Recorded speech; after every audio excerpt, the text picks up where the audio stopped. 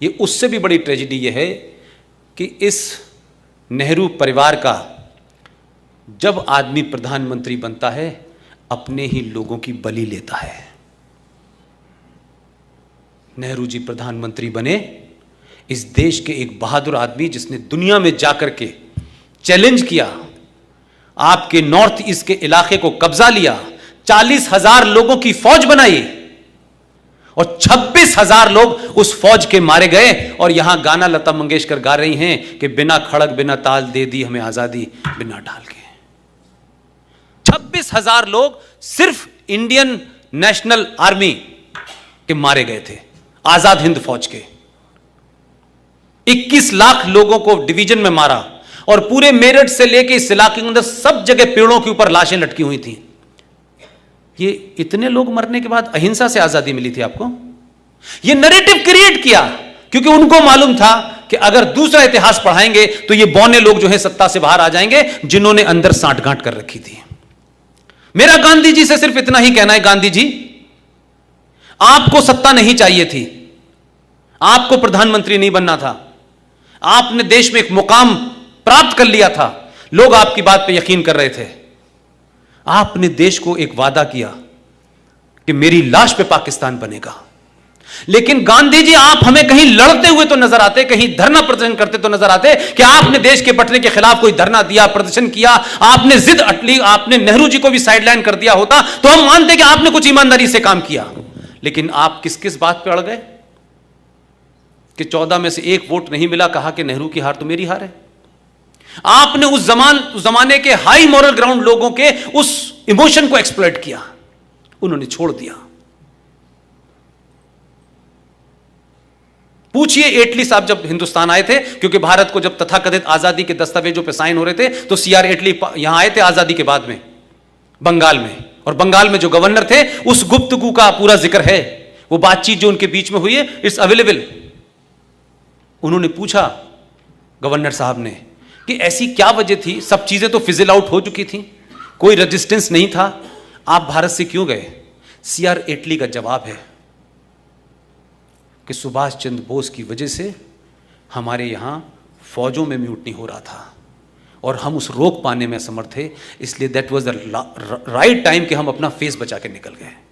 लेकिन आपके मुल्क में जो इतिहास लिखा गया उसमें सुभाष चंद्र बोस एक वॉर क्रिमिनल है, उसमें भगत सिंह एक आतंकवादी है, यह आपके डॉक्यूमेंट में लिखा हुआ है। आपको लगता है कि पिछले 70 साल में जो हीरो बनाए गए उन हीरो को देख करके इस देश में कोई सुभाष चंद्र बोस पैदा होगा? कोई भगत सिंह बनना चाहेगा?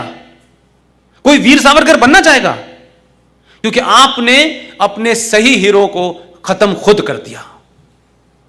इसलिए बौने दलाल पैदा हो रहे हैं, राजनीति में पैदा हो रहे हैं, सत्ता तक पहुंचने के लिए कुछ भी कर लो।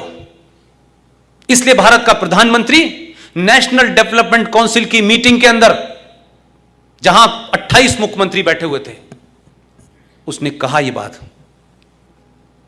कि भारत के प्राकृतिक संसाधनों पे पहला हक मुसलमानों का है। यह ऑन रिकॉर्ड है, यह कल की बात है, कोई बहुत 5000 साल पुरानी नहीं है। इसलिए उस पार्टी को कोई शर्म नहीं आई, उनका इतिहास नहीं पूछा, ये कौन लोग हैं जिन्होंने इस लार्जर कम्युनिटी को बचाने के लिए अपने 4-4, 5-5 साल के बच्चों को चिनवा दिया। आपने दिल्ली में उनको मार के बहुत बहादुरी का काम किया। एक कपूर कमीशन है, मैं आज आपको बता रहा हूं, ये देश को नहीं बताया गया। महात्मा गांधी के मर्डर के बाद 1969 में एक कपूर कमीशन बना है, उसकी रिपोर्ट नहीं सार्वजनिक की गई है। पूना में महात्मा गांधी के कत्ल से 3 दिन पहले उसमें एक डिस्ट्रिक्ट मजिस्ट्रेट और उसकी एक वाइफ का कन्फेशन बयान है। वो ऑफिसर पूना से अपने घर से बाहर ड्यूटी पे गया हुआ था, उस लेडी ने बयान दिया है कपूर कमीशन के अंदर, और उसने कहा कि कुछ लोग उसके घर पे आए थे, और वो साहब से मिलना चाहते थे। साहब नहीं थे, उस जमाने टेलीफोन की सुविधा बहुत ज्यादा नहीं थी। उन्होंने अपने पूरे रिटन उसमें लिखा है, वो भी कोई बड़ी अफसर थी, उसने कहा कि 3 दिन पहले महात्मा गांधी की हत्या से जो लोग आए थे, उन्होंने कहा कि पुणे के अंदर ब्राह्मणों के खिलाफ बहुत बड़ा षड्यंत्र हो रहा है और काफी लोग मारे जाएंगे क्योंकि गांधी जी की हत्या होने वाली है। यह 3 दिन पहले उसने कहा है। उस लेडी ने यहां तक कहा कि उस अफसर को उसने बता दिया था, जो उसका पति था। उसने दिल्ली भेजा। दिल्ली में किसने फाइल दबाई? ये कमीशन के बारे में नहीं बताया गया आपको। वो कमीशन की रिपोर्ट निकलवा लीजिए ना। वो छुपका दी, दबा दी। हो सकता है कि सामने हो नाथूराम गॉडसे, और गांधी जी की हत्या से 2 दिन पहले का उनका बयान देख लीजिएगा। यह सब कुछ अवेलेबल है। इन तथ्यों को देख करके देश में बदलाव हो रहा है या नहीं हो रहा वो एक अलग इशू है, लेकिन कम से कम इस जनरेशन को सच तो पता चलेगा। उनकी हत्या से 2 दिन पहले गांधी ने कहा था कि यह कांग्रेस पार्टी को एक आंदोलन है, इसे समाप्त कर दिया जाए। इसे एक स्वयंसेवी संस्था बना करके समाज में काम किया जाए। जिन लोगों को राजनीति करनी है कोई दल बनाए, अलग से करें। लेकिन कुछ लोगों को लगा कि ये दल ही खत्म हो गया तो हमारी दुकान ही बंद हो जाएगी। उन्होंने गांधी जी को थ्रेट 2 बार किया और 2 दिन के बाद गांधी जी समाप्त हो गए। और कौन वहां खड़ा हुआ था? कैसे कैसे षड्यंत्र हैं आपके यहां।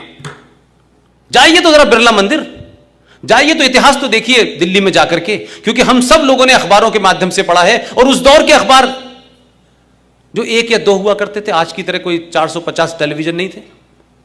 किसने सुना गांधी के मुंह से ये आवाज निकली, हे राम? किसने सुना था? ऐसा क्रिएट कर दिया गया कि सिर्फ नेहरू जी को सुनाई दिया हे राम कह रहे थे वो। How the create the thing. आपने एक क्रिएट करा, लोगों की सिंपैथी हे राम, आखिर में उन्हें भी हिंदू बना दिया और चल रहा है। गांधी के बारे में कुछ मत कहना, कहते ही मुसीबत हो जाएगी। गांधी की पर्सनल लाइफ के बारे में विदेश में चर्चा हो रही है, उनके निजी जीवन के बारे में चर्चा हो रही है, वहां नहीं कुछ बोलेंगे। लेकिन जैसे ही इस देश में भारतीय जनता पार्टी और आरएसएस को कॉर्नर करना हो तो 2 एजेंडे लेके खड़े हो जाओ कि आरएसएस तो वो पार्टी है, वो संगठन है जिसका गॉडसे जो था मेंबर था। और ये देखिए, ये तो वीर सावरकर के समर्थक हैं। तो ये बड़ा अच्छा है। जैसे ही वो ये बोलते हैं, ये बेचारे डिफेंसिव हो जाते हैं। अब ये डिफेंसिव नहीं हो रहे, अब उनको संकट लग रहा है, इसे नया क्रिएट करो। तो इस बार क्या हुआ कि उन्होंने कहा कि अच्छा, जिसको तुमने हिंदू आतंकवादी क्रिएट किया था वही हम उसके खिलाफ उतार देते हैं, जो हिंदू आतंकवादी थ्योरी का जनक था। तो राजनीति में आदर्शवाद नहीं चलता है। हम ये कहें कि राजनीति एक अलग चीज है, तो राजनीति के जो नियम हैं वो आपको अच्छे लगें या ना लगें, आप उसी से आप जीत सकते हैं। जब आप आदर्शवादी थे, ये तमाम संघ के लोग होंगे यहां, इन्हीं का संगठन, इन्हीं की Bharatiya Janata party political training लोग लेते हैं, जाते हैं। मैं गलत कह रहा हूं साहब? मैं गलत कह रहा हूं? आपसे जुड़े हुए लोग होते हैं, वो चले जाते हैं राजनीति में। जब वो राजनीति में चले जाते हैं तो उनका अपना एक राजनीति के खेल है। ये क्या कर रहे थे बेचारे? ये 5000 साल पुरानी अपनी आदर्श समाज में बेचारे जी रहे थे कि जैसे हम ईमानदार हैं, दुनिया भी ईमानदार होगी, और अगर नहीं होगी तो हमको देख देख के हो जाएगी। 100 साल से बेचारे ये कर रहे थे। तो जो स्वयंसेवक यहां से जाकर के जब राजनीति करने जाता था तो थोड़े बहुत तो उसमें गुण रहते थे इनके। तो जब तक ये आदर्शवाद से लड़े तब तक पार्लियामेंट में ये 1 फूल 2 माली थे। लेकिन जब इनको समझ में आ गया कि फुटबॉल के ग्राउंड में हॉकी के नियम नहीं चलेंगे, तो जब इन्होंने नियम बदले तो अब हाहाकार मचा हुआ है। ये 2 घुमा रहे हैं भाई, ये 2 चला रहे हैं। तो आपको 5000 साल पुराने हथियार से आज के इस्लामिक आतंकवाद को आप सामना नहीं कर सकते। अपनी सोच को बदलना होगा, अपने हथियार को बदलना होगा, अपने नैरेटिव को बदलना होगा, अपने लोगों को उस आदर्श समाज से बाहर निकालना होगा। वो आपका ख्वाब है कि जब आदर्श व्यवस्था हो जाए तो वैसे ही रहिएगा, लेकिन ये समाज आदर्श समाज नहीं है। जिनसे लड़ रहे हैं वो आदर्शवादी लोग नहीं है।